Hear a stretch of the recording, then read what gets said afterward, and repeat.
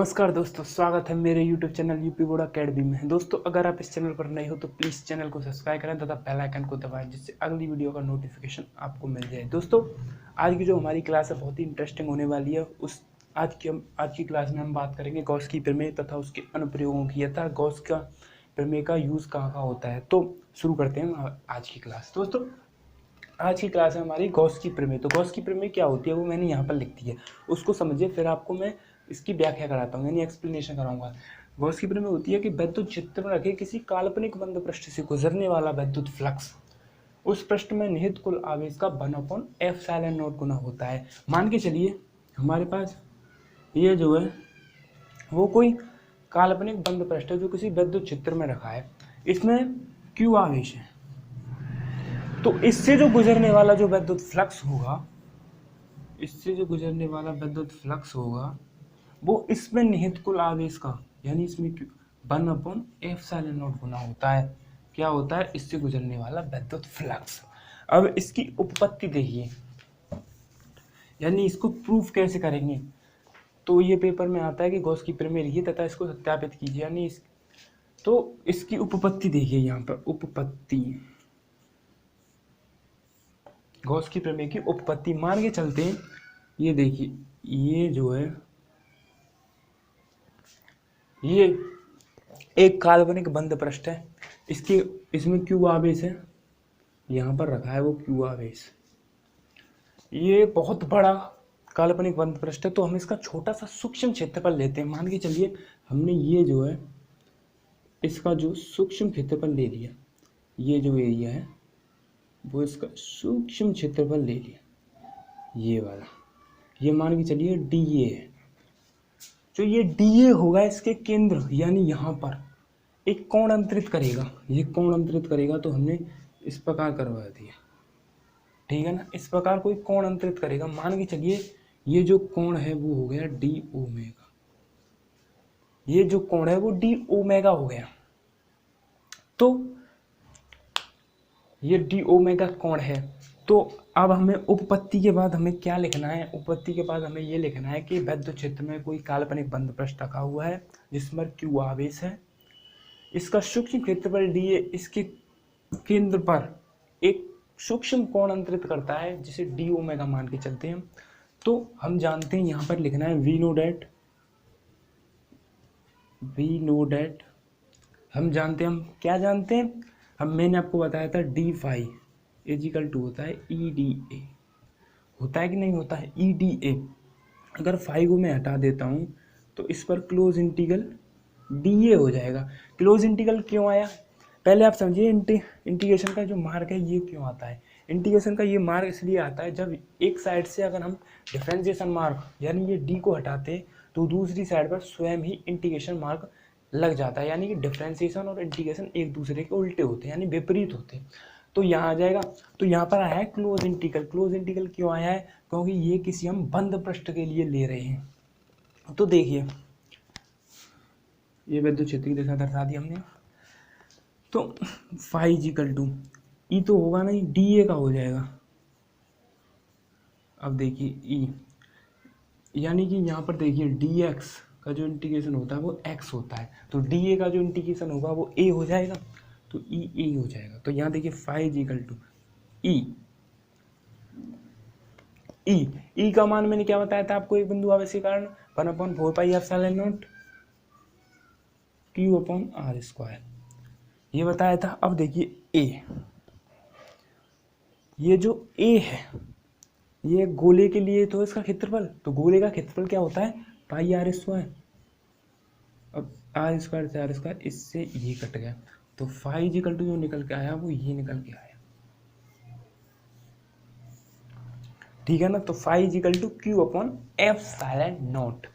इसकी यूनिट लिख दीजिए न्यूटन मीटर स्क्वायर प्रति कूलम। फाई इजिकल टू होता है Q/f², यानी गॉस की प्रमेय क्या कहती थी कि विद्युत क्षेत्र में रखे किसी काल्पनिक बंद पृष्ठ से गुजरने वाला विद्युत फ्लक्स उस पृष्ठ में निहित कुल आवेश का 1/f² गुना होता है। 1/f² गुना है आवेश का, तो ये इसकी उपपत्ति निकल के आ गई, यानी ये प्रूफ हो गया, हेंस प्रूव्ड हो गया। यहाँ पर HP लिख दीजिए, हेंस प्रूव्ड हो गया ये।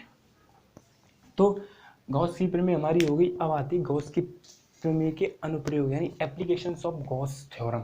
तो गॉस थ्योरम के 3 एप्लीकेशंस हैं। आज की क्लास में मैं आपको सिर्फ एक पढ़ाऊंगा, क्योंकि ये अगर मैं तीनों को आज ही करा देता हूँ तो क्लास थोड़ी लंबी हो जाएगी। तो आज मैं इसका एक कराऊंगा, जो अगली क्लास आएगी हमारी कल, उसमें आपको 2 उपयोग और करा दूंगा। तो आज पहला उपयोग कराएंगे हम। गॉस की प्रमेय का पहला अनुप्रयोग है कि अनंत लंबाई के चालक तार में, यानी कि अनंत लंबाई के चालक तार के निकट गॉस की प्रमेय के अनुप्रयोग। पहला आता है कि अनंत लंबाई के चालक तार के निकट विद्युत क्षेत्र की तीव्रता क्या होगी गॉस की प्रमेय की सहायता से। यानी कि यहाँ पर जो पहले इसका यूज आता है वो आता है अनंत लंबाई के चालक तार के निकट विद्युत क्षेत्र की तीव्रता, ये निकालनी है हमें। अनंत लंबाई के चालक तार के निकट विद्युत क्षेत्र की तीव्रता क्या होती है। अब मान के चलते हैं हमारे पास ये जो है ये एक अनंत लंबाई का चालक तार है, ठीक है ना। ये मान के चलिए ये इसकी लंबाई बहुत है, हमें नहीं पता कितनी, यानी अनंत है। और इसमें जो है वो पॉजिटिव आवेश है, पूरे चालक तार में पॉजिटिव आवेश है, इसमें जो है वो पॉजिटिव आवेश है। ये अनंत लंबाई का एक चालक तार है, ये इस प्रकार, इसमें पॉजिटिव आवेश है, पॉजिटिव आवेश इस प्रकार, इसमें पॉजिटिव आवेश भरा हुआ है। तो मान के चलते हैं इसके इस छोटे से अल्पांश को लेते हैं हम, इस छोटे से अल्पांश को लेते हैं, ये छोटा सा अल्पांश ले लिया, इसको मान के चलिए इसकी लंबाई जो है वो डेल्टा एल मान ली हमने। यहाँ से यहाँ तक की जो दूरी है वो डेल्टा एल मान ली, यानी कोई अनंत लंबाई का चालक तार है, उसका छोटा सा पार्ट ले लिया हमने, यानी अल्पांश ले लिया, और उसकी लंबाई जो हमने डेल्टा एल मान ली। तो ये डेल्टा एल है। तो मान के चलते हैं यहाँ से आर दूरी पर, यहाँ कोई बिंदु P है आर दूरी पर, उस पर हमें विद्युत क्षेत्र की तीव्रता निकालनी है। तो एक बिंदु मान के चलिए यहाँ भी हो सकता है, कोई बिंदु P1 मान लिया, कोई बिंदु एक यहाँ भी हो सकता है, या P2 मान लिया, कोई बिंदु एक यहाँ भी हो सकता है, मान लिया P3। यहाँ पर भी तो निकाल सकते हैं विद्युत क्षेत्र की तीव्रता, हो सकता है कि नहीं हो सकता, यहाँ भी हो सकता है, यहाँ भी हो गया, यहाँ पर मान लीजिए P4 हो गया, यहाँ भी हो सकता है। तो हम इन सबको मिला देते हैं। मान के चलिए इसको यूं मिला दिया हमने, इसको जो है वो यूं मिला दिया, और इसको जो है वो यूं मिला दिया, इसको इस प्रकार, और इन दोनों को इस प्रकार मिला दिया, इसको हमने इस प्रकार बना दिया। तो ये क्या बन गया, एक प्रकार का ये बेलन बन गया, यानी कुछ बेलन टाइप लग रहा है इसको मिलाने पर। इसके थोड़ा इसको ढंग सा बना देते हैं।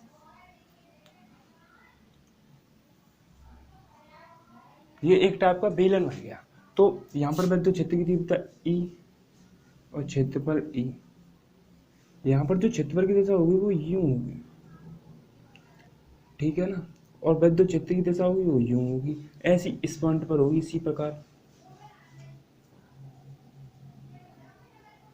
यानी कि इस वाले पॉइंट पर, इस वाले पॉइंट पर, इस वाले पॉइंट पर और इस वाले पॉइंट पर विद्युत क्षेत्र की दिशा और क्षेत्रफल के बीच की जो दिशा है वो एक दूसरे के लंबवत होगी। तो यहाँ पर विद्युत फ्लक्स शून्य होगा। क्यों होगा, मैंने आपको बताया था डी फाई इक्वल टू होता है ई डी ए।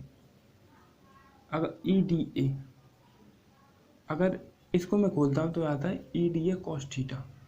जब ये दोनों 90 अंश पर होंगे, यहाँ थीटा का मान इनके बीच 90 होगा, तो कॉस 90 का मान कितना होता है, 0। तो यहाँ पर ये 0 हो जाएगा, तो फ्लक्स 0 होगा तो विद्युत क्षेत्र की तीव्रता भी 0 हो जाएगी।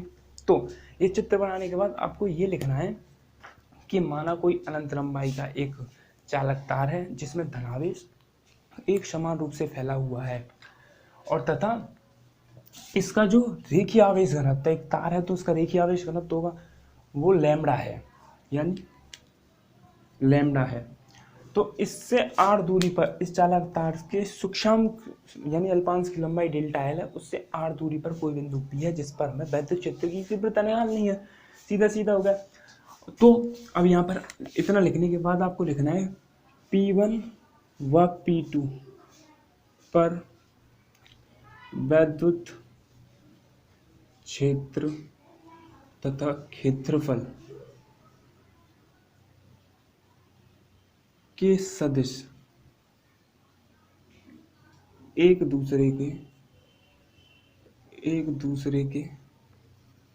लंबवत हैं, एक दूसरे के लंबवत हैं। P1 और P2 पर विद्युत क्षेत्र तथा क्षेत्रफल के सदिश एक दूसरे के लंबवत हैं। तो यहाँ पर जो है वो वैद्युत फ्लक्स शून्य होगा, वैद्युत फ्लक्स यहाँ शून्य होगा तो वैद्युत क्षेत्र की तीव्रता भी शून्य होगी। तो हमें अगला पॉइंट डाल के यहाँ पर लिखना है बिंदु P पर वैद्युत क्षेत्र की तीव्रता, बिंदु P पर वैद्युत क्षेत्र की तीव्रता। अब बिंदु P पर निकालनी है हमें वैद्युत क्षेत्र की तीव्रता। तो क्या होता है, तो हम जानते हैं V डॉट वो लिखो, क्या जानते क्या बताया था, डी फाइव इजिकल टू होगा, थोड़ा इधर मैं इधर समझा तो दूंगा। यहाँ देखिए डी फाइव इजिकल टू होता है ई डी ए, तो यहाँ से उठाऊंगा तो क्लोज इंटीग्रल आएगा, ई डी ए हो जाएगा। अब ई को यहाँ से बाहर निकालिए, ये डी ए, ये हो जाएगा ई, सही है। तो फाइव इजिकल टू हो जाएगा ई। अब ए यानी कि पृष्ठीय क्षेत्रफल, बेलन का पृष्ठीय क्षेत्रफल क्या होता है, 2πrl, 2πrl ही तो होता है। तो 2πr, एल यहाँ पर क्या है, डेल्टा है। तो देखिए इसको मान लिया हमने समीकरण 1। अब मैंने गॉस की प्रमेय आपको बताई थी कि phi equal to Q upon epsilon naught P होता है। गॉस की प्रमेय का तो हमें यूज़ करना पड़ेगा क्योंकि हमें एप्लीकेशन चाहिए गॉस की प्रमेय के। तो यहाँ पर डालने के बाद यहाँ लिखना है वी हैव, क्या है हमारे पास, five equal to Q upon epsilon naught, Q upon epsilon naught. अब समीकरण 1 और समीकरण 2 को बराबर कर दीजिए। तो बराबर करेंगे तो यहाँ पर आ जाएगा फाइव आर डेल्टा एल। तो यहाँ पर ई निकालनी है तो ई इजिकल टू आएगा 1 upon 2 epsilon naught Q upon delta L into R, ये आ जाएगा यहाँ पर। तो ये देखिए यहाँ बताऊंगा, मैंने आपको बताया था लैम्बडा इजिकल टू होता है क्यू अपॉन डेल्टा एल, होता है कि नहीं होता lambda equal to Q upon delta L. तो क्यू अपॉन डेल्टा एल की बदली मैं यहाँ पर लैम्बडा दे सकता हूँ 1 upon 2 epsilon naught lambda upon R. ऊपर 2 का गुणा कीजिए, नीचे 2 का गुणा कीजिए, 2 लैम्बडा। ये जो ई का जो मान निकल के आया है वो निकल के आया है, ई का जो मान है वो है 1 upon 4 epsilon naught 2 lambda upon R newton प्रति कूलम।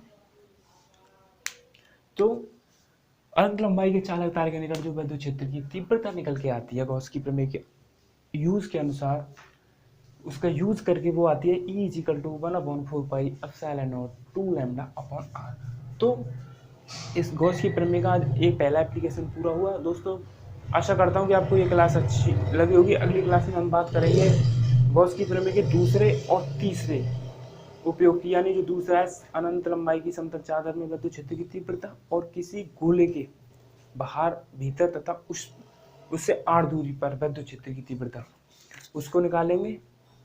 तो अगर वीडियो अच्छी लगी हो तो चैनल को सब्सक्राइब करें, लाइक करें और शेयर करें। धन्यवाद।